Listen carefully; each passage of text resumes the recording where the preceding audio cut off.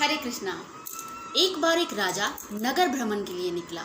भ्रमण करते करते उसने देखा कि एक बच्चा मिट्टी के खिलौने के कानों में कुछ कह रहा है, फिर उसे तोड़कर मिट्टी में मिला दे रहा है। तो राजा को बड़ा ही आश्चर्य हुआ। वह उस बच्चे के पास गए और उससे पूछा कि ये तुम क्या कर रहे हो। बच्चे ने कहा कि राजन, मैं इनसे पूछ रहा हूँ कि क्या तुमने कभी राम का नाम जाप किया है, भगवान का नाम जाप किया है। तो ये कहते हैं कि नहीं किया, तो मैं इसे तोड़ के वापस मिट्टी में मिला दे रहा हूँ। राजा को बड़ा ही आश्चर्य हुआ कि ये इतनी छोटी सी आयु में इसे इतना ज्ञान है, इतनी बुद्धि है इसे।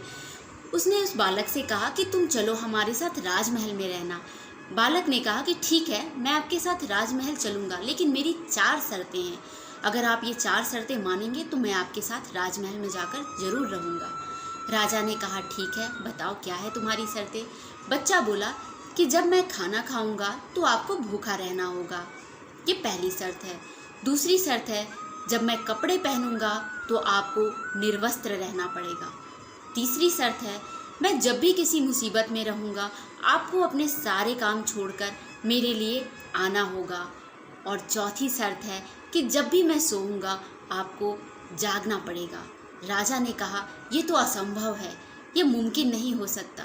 तो बच्चे ने कहा तो राजन, फिर मैं उस परमात्मा का आसरा छोड़ के आपके आश्रय क्यों जाऊं महल में, जब आप मेरे लिए कुछ करेंगे ही नहीं। तो वो खुद जागता है और मुझे चैन की नींद देता है।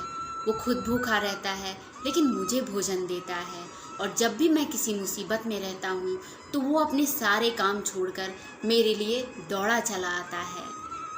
इस कहानी का भाव केवल इतना ही है कि हम इस दुनिया के विषय विकारों में उलझकर उस परमात्मा को भूल चुके हैं, जो हमारी पल पल रक्षा करते हैं, हमारी सहायता करते हैं, जो हमें कभी नहीं भूलते, और हम उनका नाम भी भूल गए हैं। जय श्री कृष्ण।